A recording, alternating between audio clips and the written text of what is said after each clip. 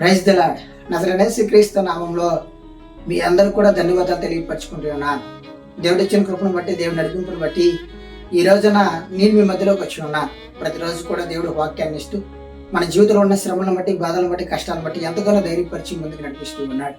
అలాగే ఈ రోజున కూడా దేవుడు మాట తెలియపరచాలని ఎంతగానో ఆశిస్తూ నన్ను మీ మధ్యలోకి తీసుకొచ్చి ఉన్నాడు. ఈ రోజున దేవుని వాక్యం ఒకసారి మనం చూసినట్లయితే సామెతల గ్రంథము 28వ అధ్యాయం 5వ వచనం.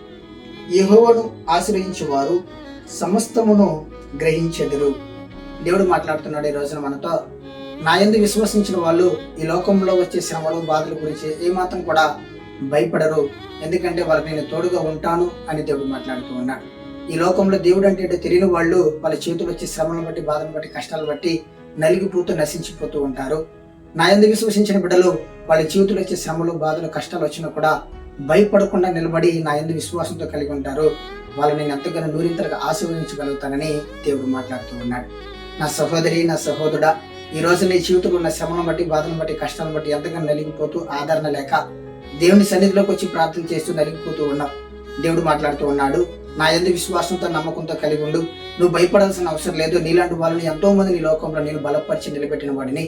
నా యందు విశ్వసించిన వాడు ఏమాత్రం కూడా భయపడడు. దేవుడు అంటే తెలియని వాడు భయపడుతూ ఉంటారు. నువ్వు భయపడాల్సిన అవసరం లేదు. రేపు ఏం జరుగుతుందో, నెక్స్ట్ సెకండ్ ఏం జరుగుతుందో నీకు తెలియదు. కాబట్టి విశ్వాసంతో, నమ్మకంతో కలిగి ఉండు. నీకు నేను తోడుగా ఉన్నా, నేను బలపరచగలుగుతాను, నేను లేవనెత్తగలుగుతానని ఈ రోజున దేవుడు నీకు నాకు తెలియపరుస్తూ ఉన్నాడు.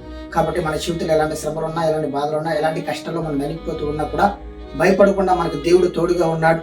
దేవుడు మనల్ని బలపరచగలుగుతాడు, నిలబెట్టగలుగుతాడని చిన్నపాటి విశ్వాసంతో ఉండాలని ఈ రోజున దేవుడు నీకు నాకు తెలియపరుస్తూ ఉన్నాడు. ఆమేన్.